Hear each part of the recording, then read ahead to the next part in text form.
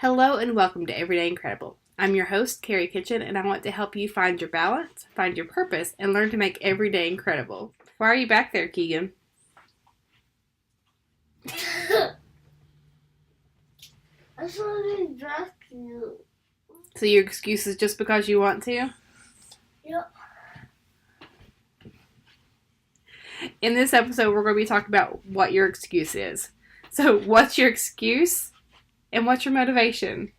So before we get started, go ahead and click like and subscribe to the channel to make sure you don't miss out on any upcoming content from Everyday Incredible.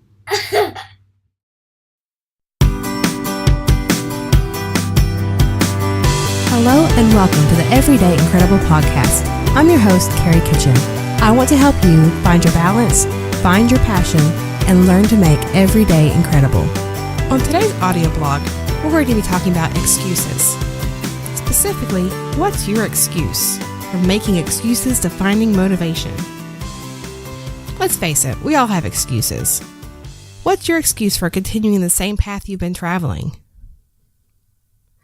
I'm too stressed. It's the only thing that helps me relax. I deserve it because what they did hurt me. I'm just in a bad mood. I've been in a funk since... just fill in the blank here. It's just my personality. I can't help it. It's just how I was brought up. It's just... I'm just... enough. While some excuses may be true, why do we let them dictate our actions? Why do they have to determine whether or not we're going to get out of our ruts? What if, instead of focusing on excuses that are holding you back, you shifted your thinking to all of the reasons to move forward? What if you challenge each of those excuses you've used? Are they accurate?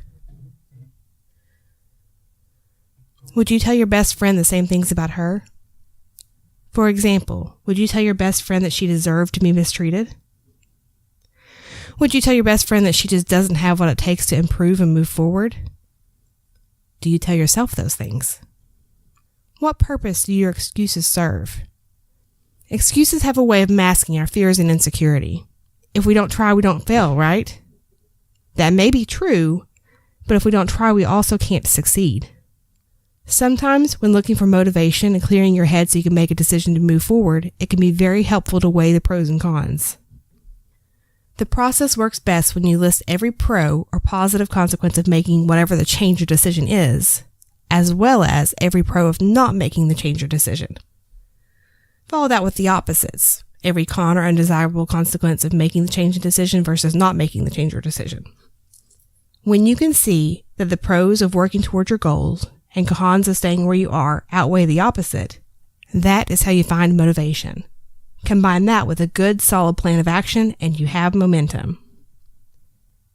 On the blog today, there's a chart taken from an ebook I wrote on how to beat anxiety. This specific pros and cons chart is a sample based on the decision to make the necessary changes to address and defeat anxiety. We can look at it today as a decision to make a change or cling to past excuses that mask our fear and insecurity. What are your excuses? And what fears lie beneath them? What are your reasons for making the changes you need to make so you can move forward and make every day incredible? The verse I'd like to share with you today comes from Proverbs chapter 15, verse 22. Without counsel, plans fail, but with many advisors, they succeed. When you're making any decision, when you're weighing out the pros and cons, it can be very helpful to talk to those you love and trust, and those you know are going to give you honest opinions and not just go along with whatever you think. And above all, don't forget to pray about your decisions and ask God for His guidance. So after you've taken time to make your pros and cons list, be sure to come over to the Everyday Incredible Ladies Facebook group and discuss your list there.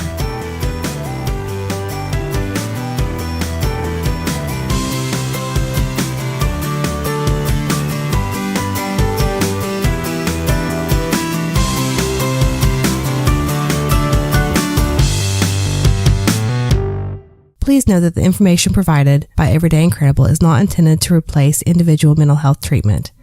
If you're not currently working with a mental health professional counselor, we encourage you to find one that is a good fit for you. I hope you enjoyed this video. If so, go ahead and give a thumbs up to support the channel, and make sure you hit the subscribe button so we can keep you updated on any videos we post in the future. In my experience as a therapist, I have learned that when you're lacking balance in any of your areas of wellness, it can be pretty overwhelming. It's important to first address feeling overwhelmed in your daily routines. If you want to learn how to cope with feeling overwhelmed in the daily grind, I want to encourage you to download my free report titled 6 Steps to Cope with Feeling Overwhelmed in the Daily Grind. To download it now, all you've got to do is click the link in the description box below. Thanks for watching. Hey, Stinker, go in the other room.